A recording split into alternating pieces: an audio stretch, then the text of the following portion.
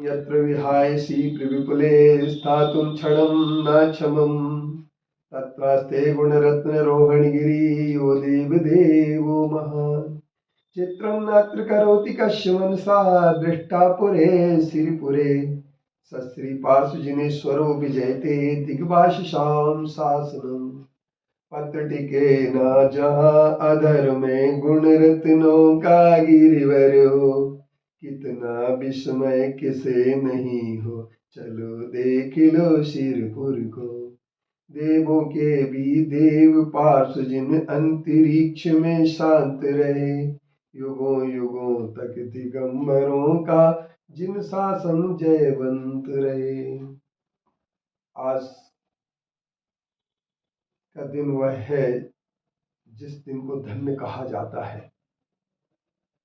और धन्य त्रयोदशी का मतलब होता है जब भगवान महावीर स्वामी ने योग धारण कर लिया, समूह शरण से बाहर निकल गए और आत्मा में लीन हो गए और उन्होंने शुक्ल ध्यान की वह चौथी परंपरा तक पहुंचने का उपक्रम किया जिसमें संपूर्ण योगों की निवृत्ति हो जाती है। एकत्व पृथक वितर्क, एकत्व वितर्क, सूक्ष्म क्रिया प्रतिपादि के ऊपर चरण ध्यानस्थ होकर के उन्होंने और एक और अपना सिर्फ अवलंबन लिया आत्मा का। ऐसे दिन को धन्य दिवस कहा जाता है। और धन्य दिवस के बाद भगवान महावीर स्वामी को पावापुर की पुण्य नगरी उसके तालाब के बीच में मोक्ष की प्राप्ति हुई और वे संसार के प्राणियों को यह बात बता के गए कि जब तक तुम मोक्ष को प्राप्त नहीं करोगे तब तक सच्चे सुख की प्राप्ति नहीं होगी। भगवान महावीर का मोक्ष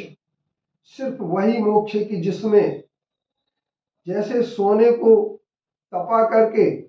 और उसकी सर्व किट्टी कालिमा को दूर कर दिया जाता है और किट्टी कालिमा दूर हो जाती है और वह शुद्ध सोना बन जाता है, ठीक इसी तरीके से आत्मा के कर्म नो कर्म आदि जब सब नष्ट हो जाते हैं तो आत्मा मोक्ष चली जाती है।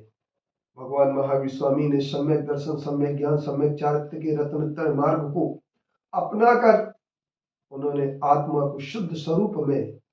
अवस्थित किया और जब उनका आत्मा शुद्ध स्वरूप में अवस्थित हो गया उस समय उनके संपूर्ण कर्म नष्ट हो गए और आत्मा शुद्ध रूप में बन गया और उन्हें अव्याबाद निर्विकल्प सुख की प्राप्ति हो। इस निर्विकल्प सुख की प्राप्ति के लिए भगवान महावीर स्वामी ने अपनी भूमिका कई जन्म पूर्व से बनाई थी और जब वो मारीच के जीव में थे, अवस्था में थे, तो उस समय भी उन्होंने प्रयास किया, किंतु उनका यह प्रयास उस समय भ्रमित होने के कारण से कई मतमतांतर को जन्म देने वाला बन गया। लेकिन वह मारीच का जीव आज मोक्ष को प्राप्त तो हुआ, साथ में सब जीवों के लिए मोक्ष का मार्ग भी दी गई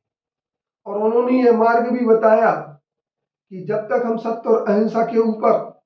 केंद्रित और स्थिर नहीं होंगे तब तक किसी प्रकार से मोक्ष की प्राप्ति होने वाली नहीं है। जब तक हम अपरिवो भव आत्मा को ही दीपक बना करके नहीं चलेंगे, स्वावलंब और स्वतंत्रता के लिए हम जब तक स्थिरता का रूप नहीं देंगे तब तक किसी भी प्रकार से हमें मोक्ष की प्राप्ति होने वाली नहीं है। हमारी प्रत्येक संसार की वस्तु सब स्वतंत्र है, किसी के कोई अधीन नहीं है। हम कर्म के अधीन नहीं है, कर्म हमारे अधीन नहीं है। हम कर्म के कर्ता नहीं है, किसी कार्य के कर्ता नहीं है और न कोई हमारा कोई कर्ता है। ऐसी स्वतंत्रता के जिनके विचार सर्वोपरि रहे, ऐसे भगवान महावीर स्वामी अपनी स्वतंत्रता के साथ साथ संसार के समस्त प्राणियों की स्वतंत्रता के लिए संबोधित करते रहे। उन्होंने कर्म सिद्धांत को संपूर्ण जीवों के लिए बताया, आचार पक्ष को उन्होंने अपने जीवन में उतारा, अहिंसा, सत्य, अचौर्य, ब्रह्मचर्य और अपरिग्रह के सूत्र को उन्होंने आत्मसात किया और साथ में संपूर्ण प्राणियों को यह बताया कि इन पंचशील के आधार पर ही आप सच्चे सुख को प्राप्त कर सकते हैं, यही मोक्ष का है। और जब उन्होंने भगवान महावीर स्वामी ने यह बात बताई तो भगवान महावीर स्वामी का अनुकरण हमारे देश के संपूर्ण जनमानस ने किया। भारत की माटी की सुगंध में भगवान महावीर की तपस्या की गंध आज भी हमें उपलब्ध होती है। भगवान महावीर की वह परम पावन जन्मभूमि कुंडलपुर और वह निर्वाण भूमि पावापुर आज भी सबके लिए आकर्षित करती है।